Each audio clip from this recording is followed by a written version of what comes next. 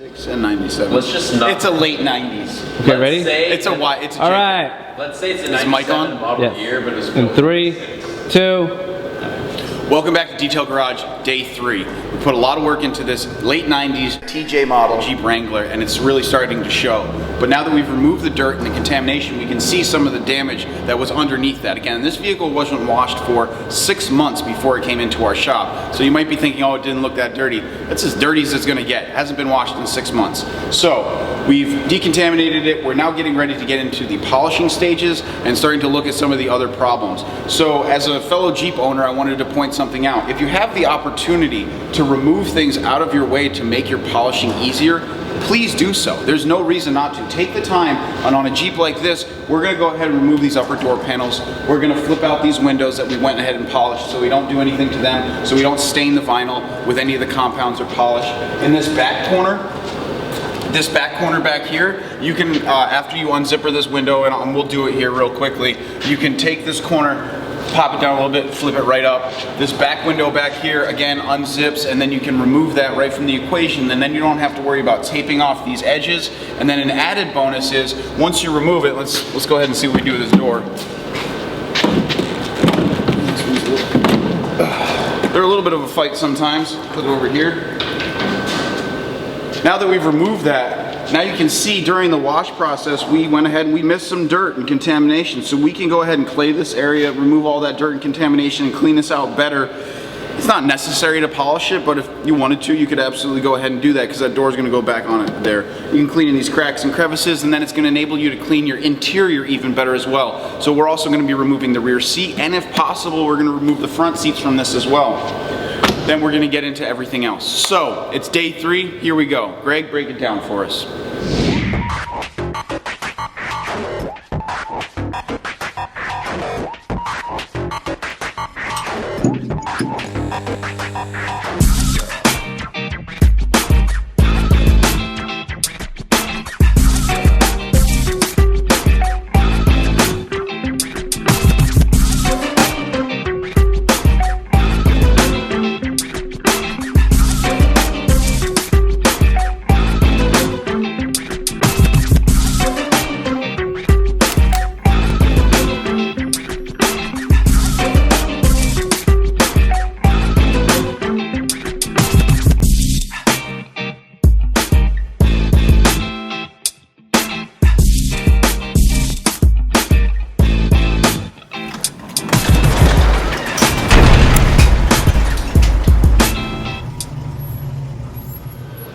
So we're back in the detail garage, day 3 on this beat up Jeep project. Now the goal of this week is trying to take this Jeep and bring it back to life so the owner can maybe resell it and bring back some of his money. So one of the main ways to bring back the color of this Jeep or bring back the look is to polish the paintwork. And we already polished the windows on this Jeep, and that really made it look a lot better. We didn't really think the windows were actually gonna come out as good as they did, but we were able to bring them back yesterday by using a rotary polisher. So now it's time to go to the paint. Now the paint on this Jeep is real messed up. It's been off-roaded, and like a lot of off-road vehicles or a lot of Jeeps, they have a lot of scratches on the side of the doors and on the fenders. So we're gonna try and fix those today using machine polishing. And this is my favorite part about detailing, because machine polishing really does a huge difference on any type of vehicle, especially a red car that's real oxidized like this. Now we started out with the detail process by washing and moving down to the clay bar, and now it's time to assess the paint and figure out what we need to do to paint correct it. Now the front of the car was actually an accident. The owner told us that it was repainted, so it's completely different paint. This is actually the worst section of the car, so we're gonna start off on this, and once we have the worst section done, the rest of the car is gonna be easy cake. So I'm gonna go through some of the steps I'm gonna do to polish this car. So the first thing I'm gonna use to polish this car is I'm gonna use the Torque 10FX dual action polisher. Now we use a rotary on the windows, and I could use a rotary on the paint, but this paint's really damaged, and I don't want to take more paint off than's necessary. Plus there's all these areas like around the latches and little smaller spots, like these weird angles that would kind of make it difficult to do with a rotary since all the sharp edges. But a dual action polisher will make that real quick and real easy. So I'm going to use the 10FX to handle that. Now, as far as the paint goes, I'm going to be using a couple different types of pads. I'm going to be using, if I can grab it down here. a microfiber cutting pad. Now this is a little bit different than a foam pad. Here's a foam pad. Foam pad's like a soft foam. This would work too, the foam pad. I'd actually use the orange pad. Here we go, here's an orange cutting pad, but the microfiber pad has this like thick piles of microfiber, and I really like these because they give the dual action polisher the power to cut like a rotary. Now my personal preference is always a rotary. Like I love how fast it moves, I love how smooth it works, and I love the correction you're able to achieve. But in some areas with sharp edges and areas that's difficult to get the rotary into, like all this area down here, it's a lot easier to use a dual action. And the microfiber cutting pad allows me to use the power of the polish to cut almost like a rotary. So this is something that's a huge technological jump, and it's going to help me remove a lot of this oxidation and this bad paint. This paint's really faded. Even if I open the door and you see how faded it is on camera, these are real heavy scratches, real heavy swirls, and we need to fix this because it just brings the whole look of the Jeep down. And once I'm done with this, I'm pretty sure that I can bring back the look of the Jeep really high level. It's never going to be brand new. This Jeep's really old, and we're not going to be able to take out all the scratches, but we're going to bring it up to a very high level where even the owner is going to be impressed, and we're going to impress you guys on camera. So I'm going to use our V line of polishes. Now on this paint right here, this paint is from the 1990s, and it's American paint. So back in like 2003, 2004, all the companies that make paint, they actually changed from a solvent-based to a water-based paint. So back in like the 1950s, 60s, 70s, 80s, and all the way to the 90s, the paint was actually used with solvents. So had all this solvent and petroleum-based type chemicals inside the paint. Now this makes the paint really hard, very rigid against any type of environmental damage. That's why the paint, even on this car, it's so old, it's still holding together. It's not peeling or it's not falling off. But in 2003, they actually changed all the paint to water-based paint, and now the paint's not as durable as it used to be, but it saves the environment. We're not using all those petroleum-based chemicals or all that type of solvents in the paint that can hurt painters and hurt detailers. So now that everything's all water-based, it can be polished a lot easier. But this solvent-based paint is very hard, and I'm going to use the V32 and the microfiber cutting pad as my cutting to cut through all the oxidation and the scratches. This is a really powerful combination, and hopefully we're going to be able to cut through a lot of this stuff. Then I'm going to switch to a white pad. Let's go ahead and find my white pad. I'm going to use a white pad, and I'm going to use V36. Now this is a finishing combination that I like to use on older paint like from the 1990s because the white pad polishes real good and the V36 finish is nice, so it makes the paint look real smooth. Now some people might want to do like a 3-step paint correction on this, or they might want to color sand the vehicle. You might be saying, why is he color sanding the car? It might be a lot easier. There's a reason I don't want to color sand this car, is because the car's an off-road vehicle. So this car is not some type of Jeep that's going to be looking good down the street. It's going to handle business out on the trails or in the open road or in the forest, and it's going to get scratched again sometime in its life. So if you think about paint as a thickness, if I color sand it off to take off all these scratches, I'm going to take a lot of that paint off. I'm going to cut it like in half. And if I cut it in half, then maybe in a year after it gets more scratches on it, it needs to be repolished, you're going to have to shrink the paint even more, and the paint's not going to last. The reason this paint's lasted so long is because nobody's color sanded. Nobody's cut a lot of the surface layer off of the paint. So I'm not going to do that. I'm going to do a polishing step that's going to leave a lot of paint on the car, and it's going to ensure that my paint lasts another 10 years, because these Jeeps are solid. They're meant to last a long time. So let's keep this paint lasting good too. There's a lot of other different types of pads you can use. You can use like red or orange. There's also black and blue and green. Here's blue. Here's green, black. There's a green over here as well. Here's green. You can use all these different pads to go at the combination, but I think this combination is going to do a very good job on this. Let's say it doesn't work, which it might not work, and maybe I'm going to have Matt help me do the whole car. If it doesn't work, I can always change the combination, but this is the worst part of the car, so let's see if it really does work. So I'm going to grab a piece of tape, if I can get my tape to cut straight, and I'm going to put it on the door. Now, if you're doing this at home, you don't want to put tape on the doors, because if you leave tape on the paint too long, it can actually stain the paint, or it can maybe even peel off the clear coat. So I'm only putting the paint on here for the camera so you guys can actually see like what was done and what wasn't done, and you'll see where scratches transition over. So I'm gonna put a piece of tape like right here. Okay. Now I'm gonna polish like over here to get my test spot, see if my combination works. So let's grab some more products. Okay, so I'm gonna grab some polishing pad conditioner. I put it in a big bottle with a big sprayer because here we like to handle business and get things done. Hanging on my cart. And I'm gonna use the Torque 10FX for this. Now this is a dual action polisher, so it has this dual action that's gonna allow me to manipulate the hand polishing on the surface. So I'm gonna first put my microfiber pad on my dual action polisher. There we go. And now I'm gonna do a technique that's called priming the pad. So I'm gonna shake up my V32 and I'm gonna put a fat line in a big X on my pad. Now you might be thinking like I'm using a lot of polish, but I'm not. I'm gonna take that and I'm gonna rub it into the pad. Now this is because by my experience, and I've been doing this for like 10 years now, that American paint is like rock solid. It's built tough and it's meant to handle some business. Japanese paints are usually a lot softer. Some German paints like Porsche is really soft too, but other German paints like BMW, Audi, they're a little bit harder.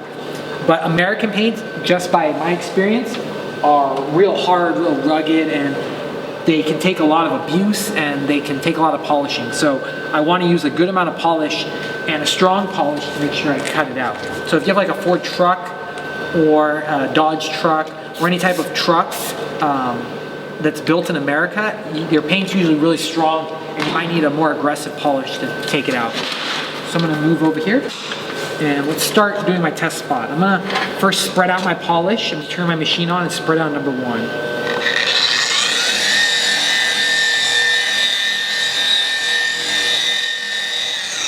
Raise. There you go. So now that I have it on, now that I have the polish spread out, I'm gonna go ahead and I'm gonna polish on speed setting 6, which is like over 4,000 OPMs on this machine. So I'm gonna click it up to speed setting 6 and polish this panel with the V32 and see how it cuts. I also got this LED light right here. This thing's super bright, and that's to make sure that I see what I'm doing and helps me get a good visual of the polish area to make sure I remove all the defects. Let's do it.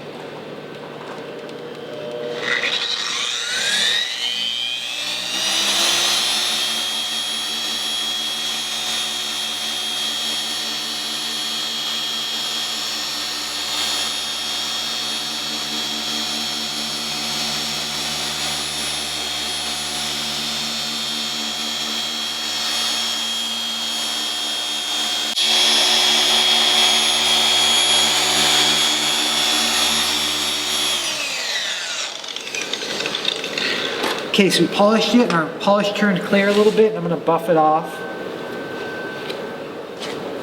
And we're making a big difference, but this paint is extremely messed up. It's very sunburned, it's very degraded, and I'm gonna try to work it a little bit more.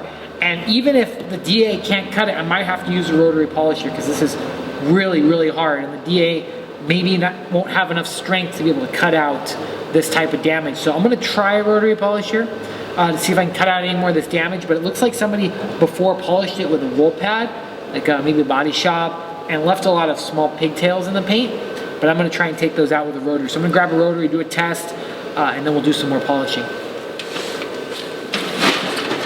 On camera? Yeah, yeah. Am I gonna talk about it? Yeah. Okay. Ready? And 3, 2. So I'm gonna try another combination now since we're working to find what the best combination is what you would do when you find a test spot. You find a base combination and then try other different combinations to see what works better. So I'm gonna move to a rotary machine, a little bit faster machine. This is the worst part of the car, so if I have to use a rotary on these doors, then that's okay. I can always use a DA on the hood, but we're gonna try a rotary and see how this goes. So I'm using an orange pad, a flex rotary, and some V34. I might move up to V32 as well, but let's first see what the machine's gonna do on the paint and how it's gonna react.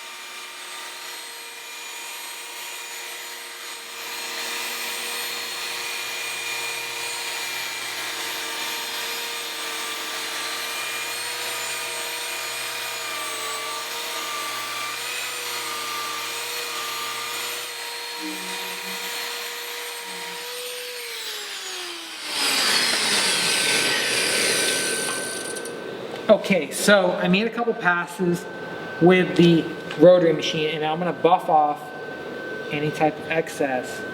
And that did a lot more cutting than the dual action. Now this paint is like super hard. I mean, I was going at it at a high speed with the rotary, and the results came out real good. The paint's really hot though, so we need to let it cool down a little bit.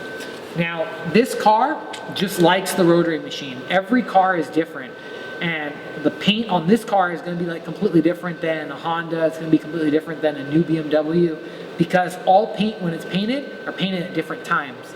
So this likes the rotary, and that's why I feel like I'm going to stick on this area. On the front of the car, the paint's actually different. It's been repainted, so I'm going to use a different combination on that.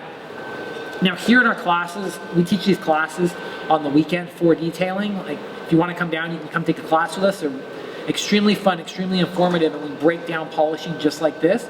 And in that class, we teach the 3 combinations. So the first combination, the machine. So the choice of the machine. The second one is the choice of the pad. So whether you're using like a microfiber or a foam, we're using a foam right here.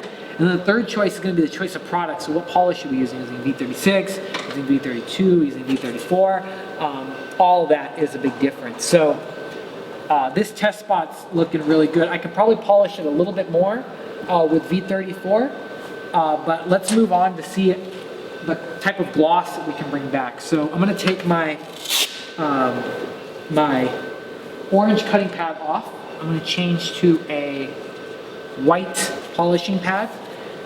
Now on a rotary machine, most people would actually go, or on a new car, I'd actually go with a black polishing pad. You want to stop? No. Oh, you didn't show a picture? Yeah, you good. Oh, sorry. Fine. Oh, I'll start again. Just keep it from there. So on most new cars, I would actually go with a black finishing pad because the rotary is really strong. But like I told you earlier in the video, most new cars are water-based paint. And this is like solid stuff built with like petroleum and dinosaur stuff. So it's gonna last for years. So I'm gonna grab my V36 on the white pad. This is a brand new pad, so it might fling a little bit where the polish flies away. I know we were getting some fling earlier. Because these pads are brand new, they need to like saturate. Once a pad saturates with product, actually the sling doesn't happen anymore, but since this is like a brand new pad, it's kind of slinging compound up here a little bit. But it'll go away by the time we finish this door and move on to the rest of the car. So I'm gonna take my V36, I'm gonna spread it out, and I'm gonna polish it the same way I polished with the V34.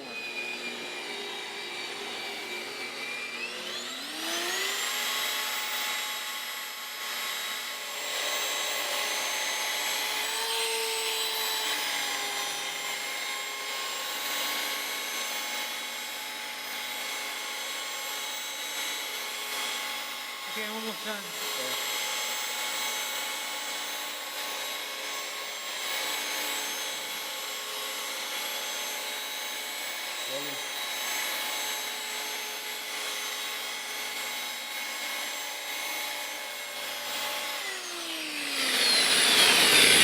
Okay, so I polished for a little while and my polish is turned clear. And you notice my white pad, there's no red, there's nothing on it because we're polishing clear coat and we're not actually polishing color.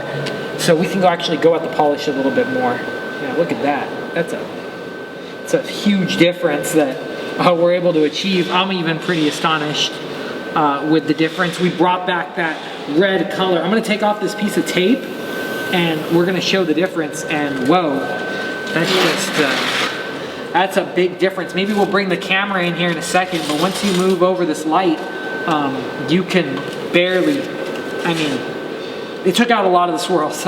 Even I'm really amazed. You can even feel the level of oxidation and this like dead layer of paint on here over this line right down the middle. It is super cool. So hopefully, I know Edgar, our camera guy, is trying to get this on the camera because it looks really good. We'll post some more pictures up on our video and on our Facebook and our Instagram if you guys follow us on there, because this is really, really cool. And I'm gonna polish the whole door and then you'll see like an exact 50-50 split, which is just super, super cool. So I think this is the combo that we're gonna use on the rest of the car, minus the hood. I think the hood we might change back to a DA, depending on how the paint is, but I think when Matt and Corey come and help me polish the whole car, maybe we might get Jen to help us, we're all gonna use rotaries, get right up to the window line and do the V34 with the V36 finishing. So V34 with an orange pad on rotary.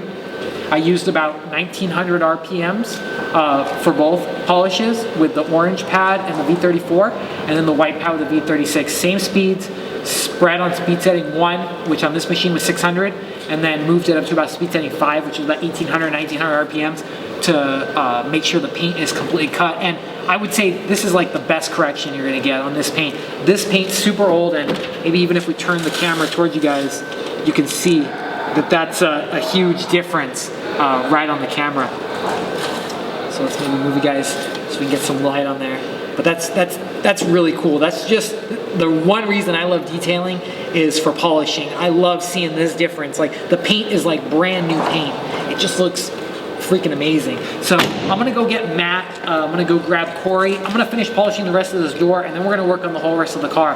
So we're gonna talk to you about other pads, smaller pads we're gonna use, and the pad washer as well. So I'm gonna go get the guys and then we're gonna keep going. But I'm super excited for this, and I know you guys are super excited too, so we'll see you with the rest of the car.